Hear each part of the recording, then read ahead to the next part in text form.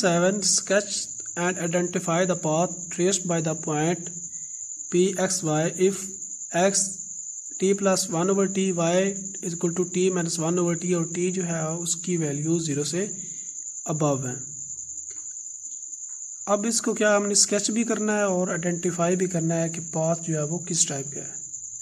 तो अगर हम x माइनस वाई करते हैं, इसको इसमें से माइनस कर देते हैं, तो हम देखेंगे कि जब हमने माइनस किया तो ये जब ब्रैकेट रिमूव करेंगे तो ये प्लस का हो जाएगा, ये माइनस का, तो ये कैंसिल होके 2/t आ गया। इसको हमने इक्वेशन 1 कह लिया। फिर जब हम इन दोनों को प्लस करेंगे, ऐड करेंगे, तो हमारे पास ये इससे कैंसिल होके t प्लस t ये 2t बन जाएगा। इसको हमने इक्वेशन 2 कह दिया।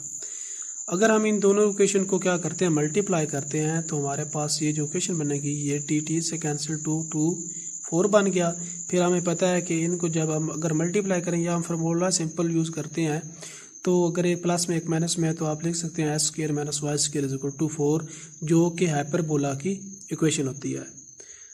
अब ये हमने क्या किया कि यहाँ पे जो t है इसको हमने एलिमिनेट किया।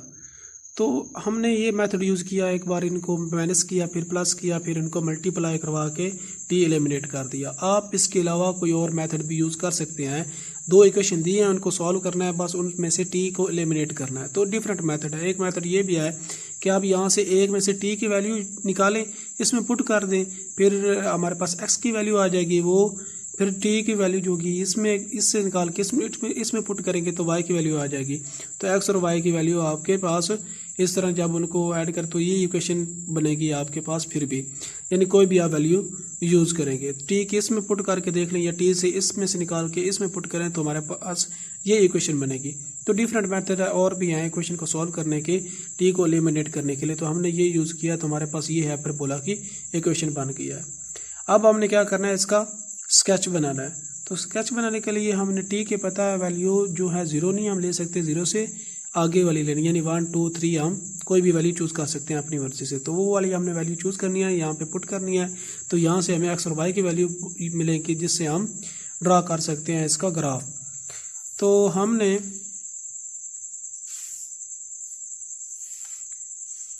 t की वैल्यू जब 1 ली तो हमारे पास x जो है वो 2 आया और y 0 आया। देखें यहाँ पे जब t 1 पुट करेंगे तो 1 और 1 1 बन गया, यहाँ पे भी 1 1 प्लस 2 बन जाएगा। x की वैल्यू क्या आ जाएगी 2, और यहाँ पे 1 पुट करेंगे तो 1 माइनस 1 ये बन जाएगा 0।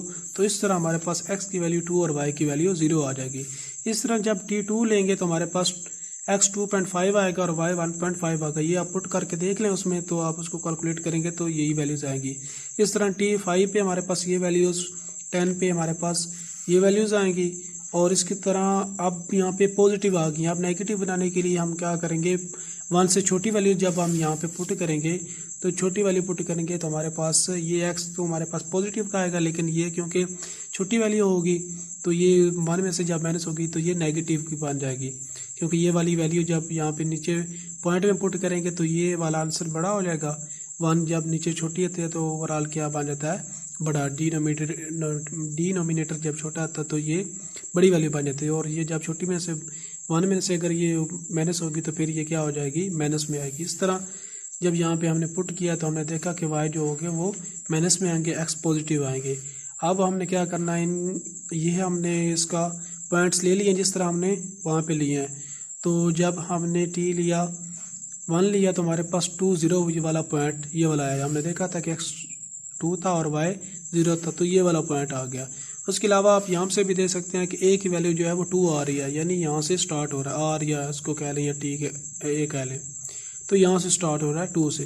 तो इसके अलावा जब आप t2 पुट करेंगे, t1 पुट किया तो हमारे पास ये वैल्यूज़ आई, तो उनको मार्क कर लिया। इस तरह t2 पुट किया, t5 पुट किया, ये t10 पुट किया, तो ये वैल्यू। इस तरह हमने देखा नेगेटिव में हमारे पास ये वैल्यू उनको मार्क कर लेना और फिर क्या करना है, उनको आपस में मिला देना है। तो हमारे पास ये हाइपरबोला की कर्व बन जाएगी।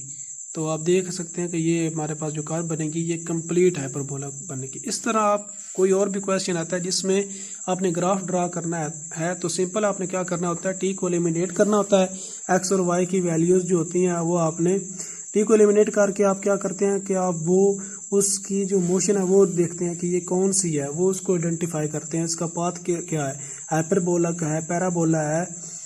तो उसको फाइंड करने के बाद आपने क्या करना होता है, एक्स और वाई की वैल्यू निकालनी होती है, और वो आपने कहाँ से निकालनी होती है, टी की वैल्यू से। टी की वैल्यू, टी की लिमिट दी होती है, कहाँ से टी स्टार्ट हो रहा है, तो वहाँ से आप अपनी मर्जी से कोई भी वैल्यूज़, कुछ भी पॉइंट्स लेके उसमें एक्स और वाई में जब पुट करेंगे तो एक्स और वाई की वैल्यूज़ आएंगी। उन वैल्यूज़ को आपने कार्टेशियन प्लेन में अपनी मर्जी से कुछ भी लेके आपने उसको पुट करना था, यूज़ करना था, वहाँ से आप ग्राफ ड्रा कर सकते हो।